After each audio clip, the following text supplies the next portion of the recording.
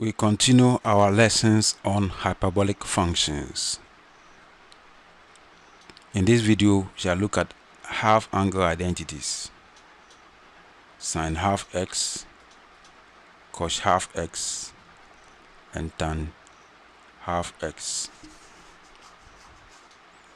Let's begin with sine half x. Sine half x using the exponential function is e power half x minus e power negative half x all over 2. Let's square both sides. This becomes sine square half x equal e exponent half x minus e exponent negative half x all over 2 squared. We shall use the expansion of a minus b all squared, which is a squared minus b minus 2ab plus b squared as a guide to expand the numerator.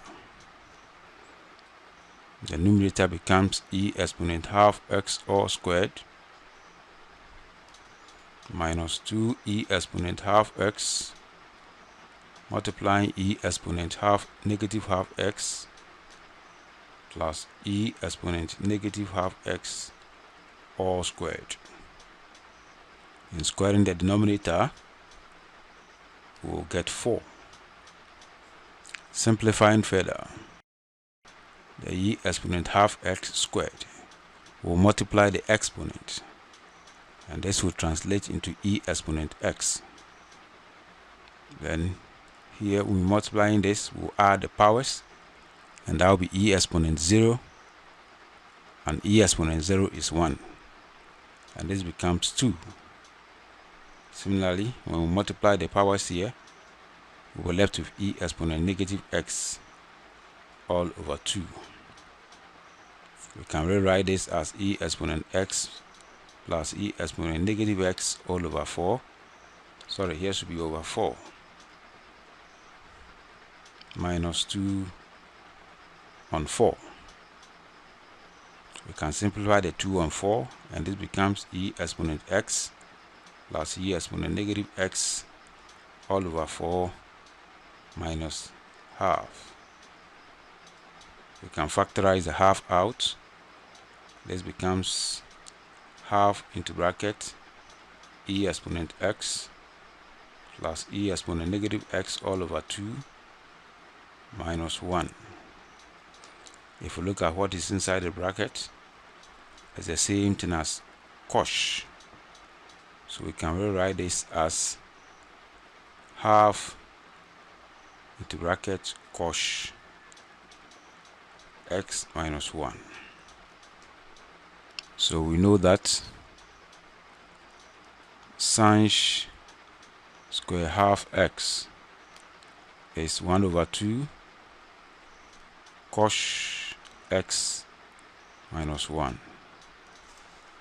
To find our sine half x, we can find the square root of both sides, and finding the square root of both sides, the expression becomes sine half x is equal to positive or negative square root of half cos x minus 1, and this can be written as positive or negative square root of cos x minus 1 on 2. So that's the first identity we have established. So this is equal to positive or negative square root of half into bracket cos x minus 1, bracket close. Let's move on to the second one. So we are done with this one. We are moving on to the second one, cos half x. Cos half x in an exponential form is e power half x plus e power negative half x all over 2. Let's square both sides. This becomes cos square half x equal e exponent positive x, half x plus e exponent negative half x all over 2 squared. We shall use the expansion of a plus b all squared, which is a squared plus 2ab plus b squared, as a guide to expand the numerator. This becomes e exponent half x all squared plus 2e exponent half x e exponent negative half x plus e exponent negative half x all squared. In squaring the denominator, we'll have 4. Let's simplify further. When we square this, we are going to multiply the powers. So the half x times 2 will give us x. So this becomes e exponent x plus, in multiplying this by this, we'll add the powers, and that will translate to e power 0, which is 1. So we're left with 2 plus e exponent x, negative x, because when we multiply the half x by the 2, we'll get x, negative x.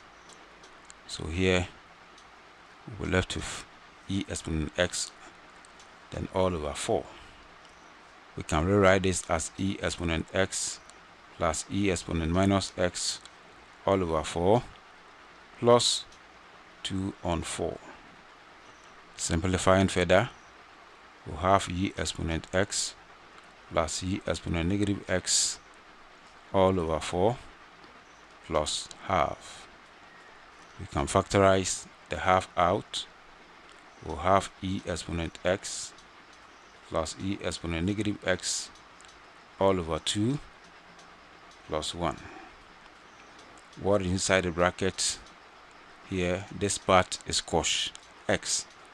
So this becomes half cos x plus 1. Now we have realized that cos square half is equal to half cos x plus 1.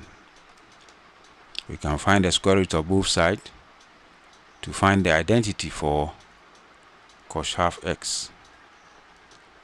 So finding the square root of both sides, our cos half x will be equal to positive or negative square root of half cos x plus 1. So we have now established the second one too. So this is equal to plus or minus square root of half cos x plus 1.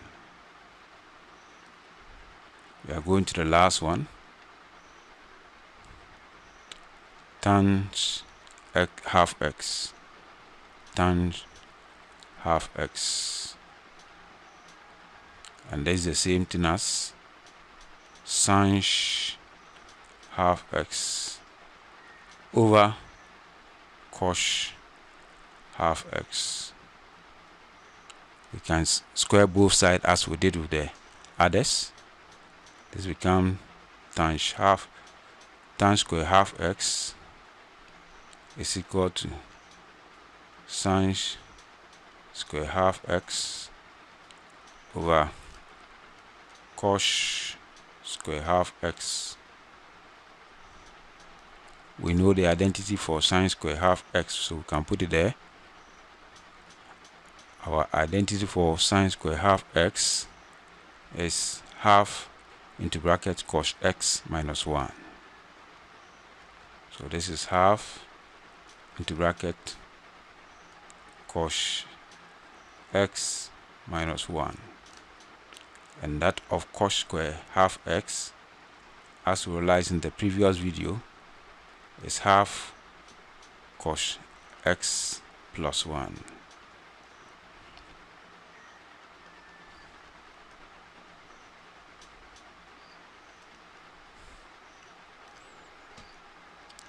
half will cancel the half. We will be left with cos x minus 1 over cos x plus 1. Let's continue simplifying. So we have cos x minus 1 over cos x plus 1. We shall rationalize the denominator. So this becomes cos x minus 1. We are actually multiplying 2 by the conjugate to the denominator, which is cos x minus 1. So here to multiply by cos x minus 1. So can we write the numerator as cos x minus 1 all squared all over. Here in multiplying we shall use difference of two squares, and that will be cos square x minus 1 square, which is still 1. And remember from the previous session we established that cos square x minus sin square x is equal to 1. This implies cos square x minus 1 is equal to sin square s. Let me write this one well. This is hyperbolic sin x. So sin square s. So we can actually replace the denominator with sin square x. So this becomes cos x minus 1 all squared over sin square x. So we know that our tan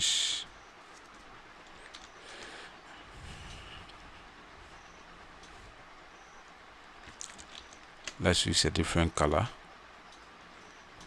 Our tan square half x, we have obtained cos x minus 1 all squared over sin square x. We can find the square root of both sides to have the expression of tan half x.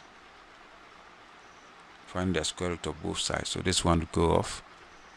There will not be any square here again. And this will be equal to